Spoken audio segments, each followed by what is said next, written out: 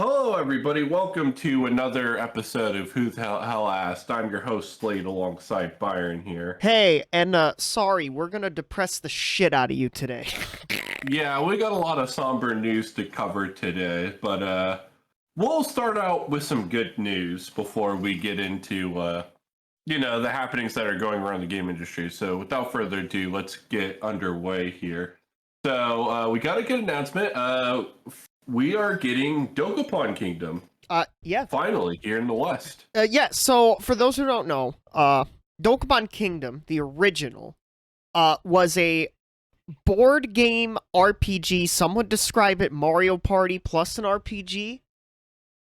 But it's Mario Party without the mini games, but instead you have turn-based combat. But we are getting a remaster, essentially, of Dokapon Kingdom, called Dokapon Kingdom Connect, because the one major feature is, yes, it has online. Whoop whoop. It's got online. It's actually coming to North America and Europe, both physical and digital, in the spring.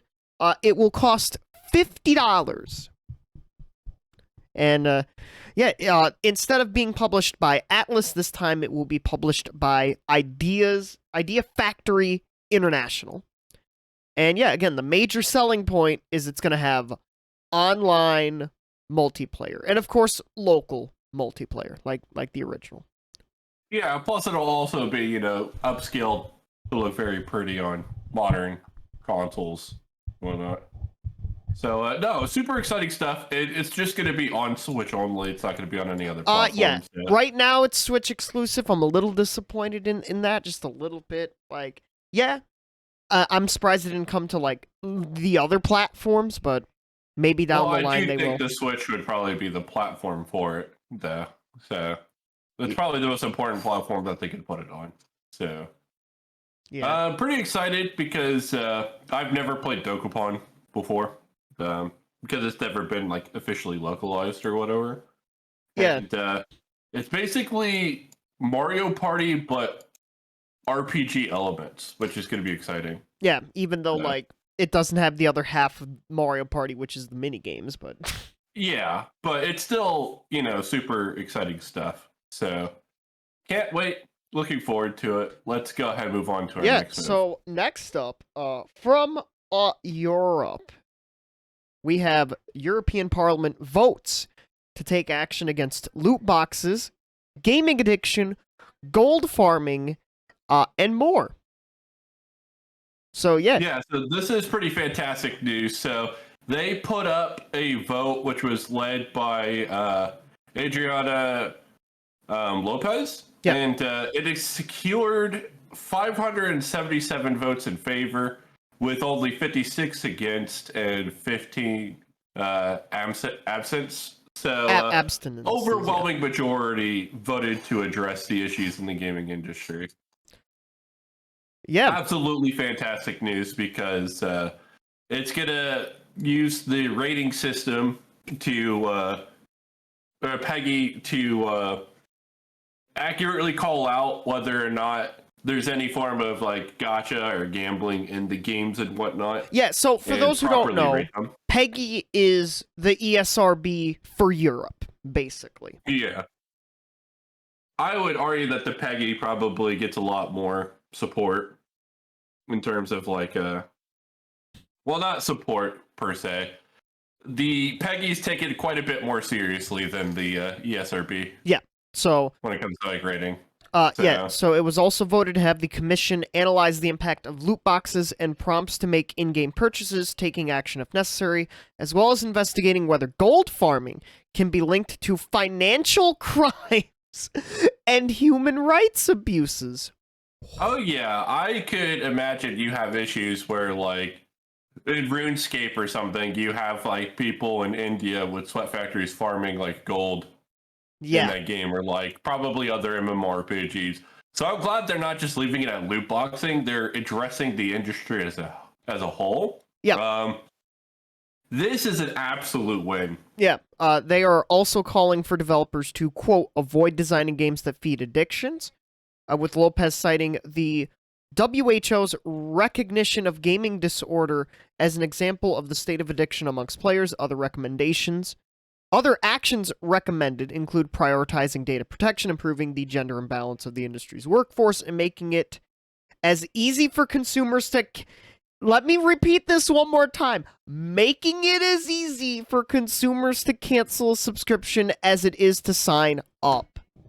This ain't just a gaming problem. I've heard people have horror stories with like Amazon Prime subscriptions and stuff. Oh, yeah. So I'm all for this. I'm all for that. It should be as easy to cancel a subscription as it is to sign up. Just in general, for anything that has a subscription. Yeah, again, everything here, just absolute W. It's absolutely fantastic. And there's also going to be a new European Online Video Game Award for whatever that's going to be. That's cool, I guess. More awards to win. All right, but yeah. Yeah, I suppose so. Committed. It continued. The industry is committed to fair and transparent consumer experience when playing video games. European players have more choice of amazing games than ever, thanks to the increased variety of business models the industry has introduced. Regulators should guard the right to access these cultural products while keeping Europe's high level of consumer protection.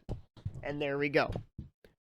That all right. Yeah, nothing but W's. Maybe the US needs to do something like that, but that's not gonna happen. But no, that'll definitely never happen. We're too fucking split. Yeah. Even if it's the correct thing to do, you're not going to get both parties to agree. Yeah. Well, right. Speaking of things being split, how about employees being split from companies? That's the big theme this week. Let's talk about all these companies. So GameSpot, Giant Bomb, Riot Games, Unity, Bethesda, and 343 all had layoffs this past week. Let's start with the game news industry, an industry we're quote-unquote in. So we had a couple of layoffs from the Giant Bomb GameSpot fandom conglomerate. Remember fandom? We covered that a few months ago. Yeah, so Jess, a.k.a. Voidburger, a ex-video producer at Giant Bomb, was laid off recently, alongside former employee Jason. Oh god. I'm just gonna say former employee Jason. I'm not going to try to say his last name. Striker probably. Yeah. But yeah. Alongside former entertainment editor Matt Elfring. Alongside Justin Vachon, a graphic designer. And former lead brand designer. And finally, Stu Kimball, a former associate video producer for GameSpot. All were laid off. Yeah, and that's not all. We also got a whole bunch from Riot Games, Unity, whole entire industry. But let's talk first, though. Just like gaming media and stuff, we've seen some various layoffs for that. Obviously a big one. Jeff Gerstmann was one of the bigger layoffs, and just I don't know if it's me. I feel like the world of content creation, that a space like we're in, is taking over and outpacing the regular old sites like the GameSpots, the Kotakus of the world. I think that's true for the most part. I think people have easier access to news and people covering them than they did before. Yeah. I feel like, especially for something as niche as video game news in particular, it's much easier to look up like either a review of the game online, through like Metacritic or like somebody's YouTube video, or just word of mouth even, versus reading some of these reviews online and then finding that the reviews aren't always entirely truthful. Yeah. Possibly even paid off. But not even just that, but like, again, most people also share their information on Twitter as well. Yeah. So it's just much easier to find the information you're looking for versus having like these websites just present it to you. Yeah, and obviously some of these people that have worked at some of these websites in the past have gone on to make their own independent outlets that have been very successful on sites like YouTube and Twitch. Easy Allies is a big example. Oh yeah, Of that and success. it Kind of probably funny. works for, Kind of funny as well. Greg because Miller's like a lot of these operation. companies also try to control like narratives too. Yeah.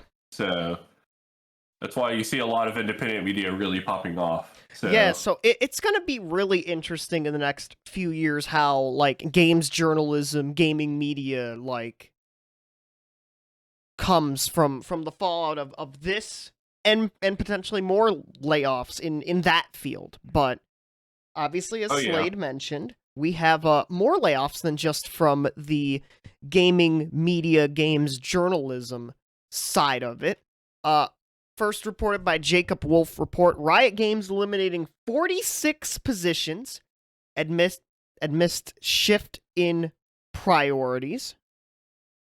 So that's an interesting. Riot Games, from what I've heard, doesn't really lay off people that often. No, not at all. And crazy thing is, I think it's because even though they've had like record fucking profits or whatever, yeah, I think they're attacking some of their underperforming areas, like the League of Legends teams, Valorant, their esports teams. Yeah. Well, even that, I don't think Valorant was really attacked compared to like the League of Legends side. Yeah, but yeah, it does only represent 1%, less than 1% of the workforce, and that they are continuing to hire. But it gets worse, Slade. It gets worse. We have Unity. Remember Unity? I think they got acquired by somebody or acquired someone else earlier. I think you are correct. I think they acquired somebody else. But, they're laying off nearly 300 employees. John Riccitello says cuts deal very specifically with overlap, which is, I think, also going to be a very a theme with a lot of these layoffs. Overlap by acquisitions. This is apparently the second round of layoffs for Unity in less than a year. Last June, it laid off 225 employees to realign some of our resources to better drive focus and support our long-term growth. So in a year, they've let go about 500 people, which is insane. But Slade, again, it gets worse.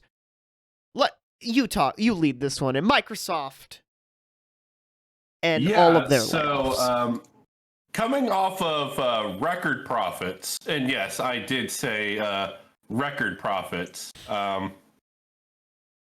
Microsoft and Bethesda laid off 10,000 people. Well, Microsoft as a whole laid off 10,000 people.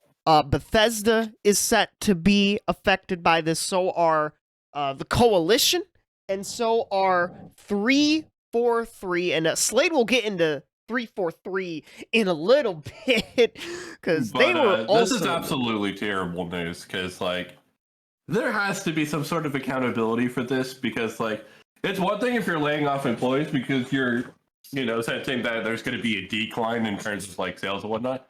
But when your company makes record profits, and you're laying off people, and I would say it's a little bit understandable if some employees are getting laid off, for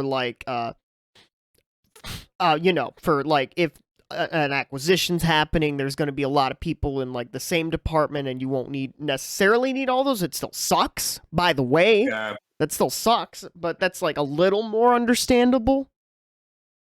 But and it also makes sense if you're laid off in terms of like performance. Like the studio's like just hilariously underperformed or something, but like even then, 10,000 people. 10,000 overall, with the gaming division being affected, and some notable Microsoft employees. Renee Sogusi, a PR manager at Bethesda, was laid off. Kevin Schmidt, a senior designer on Halo Infinite, was laid off.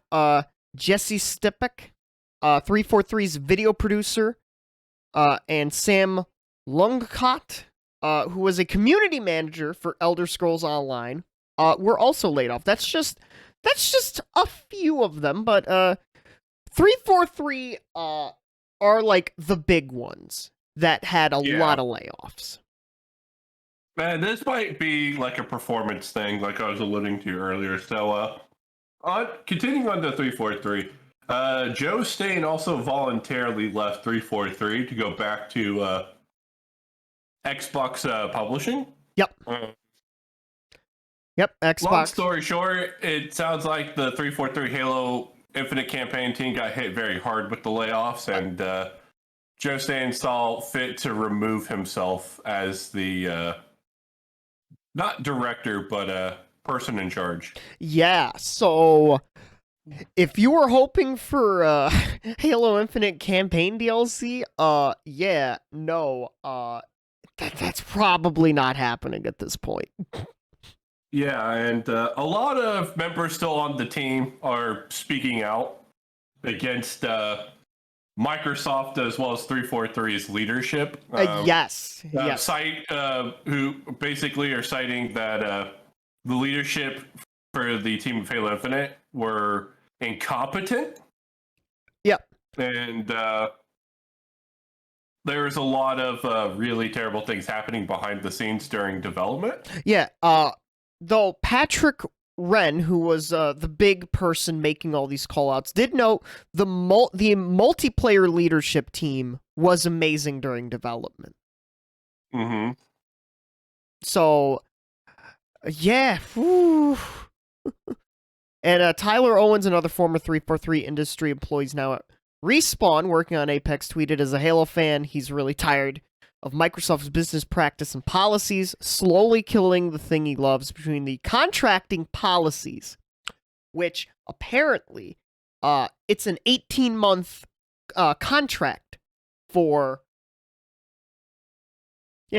contractors. It's only 18 months that they're hired on for at most, which is interesting. None of their employees have job security. Yeah.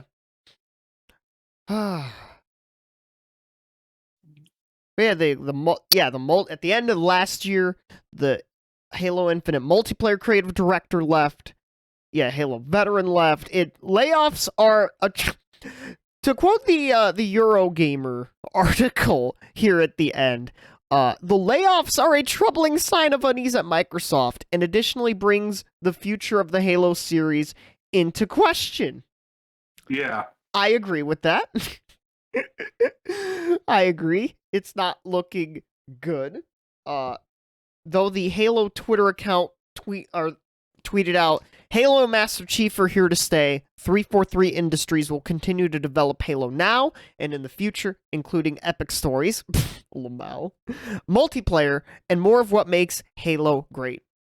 Signed, Pierre Hintz, the studio head of 343 Industries. Yeah. So, one of my favorite responses to this is somebody said, "This is bad news described as good news." Yeah, it's really I'm glad Halo's still going to be alive and well, because I do think if 343 were like, "No, we're not working on Halo anymore," then Halo would actually just be dead because nobody at Microsoft was going to pick up the mantle. Yeah. But I mean, considering all the layoffs that just happened, as well as a lot of the other, terrible things that have happened with the release of Halo Infinite, I think we've covered it pretty extensively on the channel. Yeah. This just sucks. Yeah, it sucks for first off, the industry as a whole with all of these layoffs, and expect. Yeah, well, yeah, that's the real thing that sucks about everything, because ignoring the other companies, I think the layoffs for 343 were more about the performance of Halo Infinite, or the lack thereof. Yeah. So it kind of makes sense, even though it's all fucking terrible, because it probably wouldn't have happened if, again, I'm kind of with the 343 employees. Leadership was probably incredibly incompetent. Yeah. It seems like obviously was rushed. Yeah, it seems like more so the campaign, even though the multiplayer in some aspects isn't also great from what I've heard, but apparently the leadership in that division is much better than the campaign division. If we're going off of Patrick Wren's words, which I would trust him. He Yeah. worked there or works there. But yeah, and like it just with all the Microsoft layoffs, not only at 343 but at Bethesda and at the Coalition, man, Microsoft first party can't catch a fucking break. Nope. Every year it's like, oh, this is going to be the year of Xbox first parties. And look, 2021 was a pretty good year for Xbox first party. I will admit that. It was pretty good. But like last couple of years, and like people are like, we're waiting for like all these games. Fable, Avowed, Everwild, Starfield, Elder Scrolls, any other Microsoft games I'm thinking of? Oh yeah, fucking Redfall, all those. And it's like, man, it's such a shit show right now at Microsoft.